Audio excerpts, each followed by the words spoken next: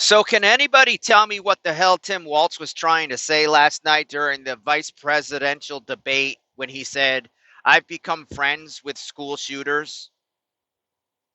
Like, did he misspeak? Like, did he mean to say, I've become friends with family members of school shoot? Like, what did he mean? The weird thing about it is that after the debate, him and his wife went out to get some pizza, and some reporters followed them, and that kind of sucks. He's just trying to have slice of pizza with his wife, and the reporters are following him around. But hey, man, I mean, you want to be vice president? That's life in the limelight. Deal with it. But the one gentleman asks, he says, "Can you clarify what you meant when you said you've become friends with school shooters?" And he goes ahead and he just ignores him. Him and his wife, they're looking in the trying to pick out their whether they want pepperoni or sausage pizza or whatever it is that they want. And then this other reporter, a female, she pipes up and she's like, "Can you clarify what you meant when you said you've become friends with school shooters?" And they continue to ignore.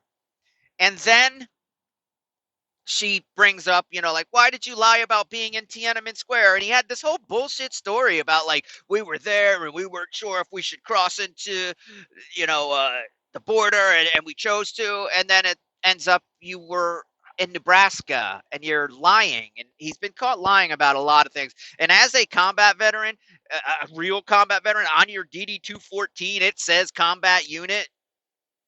It's kind of insulting, when regular just veterans, people that just serve for a few years and then get out just for the GI Bill and stuff like that, which is fine. Go ahead. You served your country. But don't lie and say you were in a war zone when you weren't in a war zone. Don't say you've carried a weapon of war when you haven't carried a weapon of war. So to me, that kind of rubs me the wrong way. But the guy just has story after story of bullshit lies. But anyway, when he finally responded to the reporters, and you can find this video online, he doesn't even correct it. He doesn't say I meant to say become friends with victims of school shooters or whatever you think he might have meant. He doesn't clarify. He ignores it. So if you know what the hell he was talking about, or you can explain it to me to make me believe that what he said was different than what he said, then please do so. But that debate for him was terrible. And look, I'm not a JD Vance guy. I didn't like the pick. I was hoping for Vivek Ramaswamy, to be honest with you. I liked his swag. I liked his point. He had the 10 points that he was going to do. I really liked what he had to say. And that's who I was pulling for. But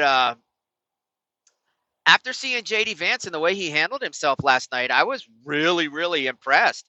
Even when, they fact checked him and he said, wait a second, you said we weren't going to fact check, but since you did, let me clarify. What I'm saying is there's an app where these illegal people, these illegal immigrants that are coming over the border can log onto their phone, and they can punch in their digits in their name and their location, and then they get temporary legal status, which allows them to get these work permits.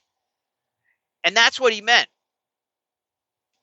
And then Tim Walz was like, they've had that technology since the 90s, or those laws have been on the books since the 90s. No, they haven't, because we haven't had that. We didn't have that kind of technology in the 90s. Stop lying, man. But it was ridiculous. Really, really impressed with JD Vance, and hopeful that the rest of the country was as well. Um, but yeah, friends with school shooters. What the hell's wrong with this guy?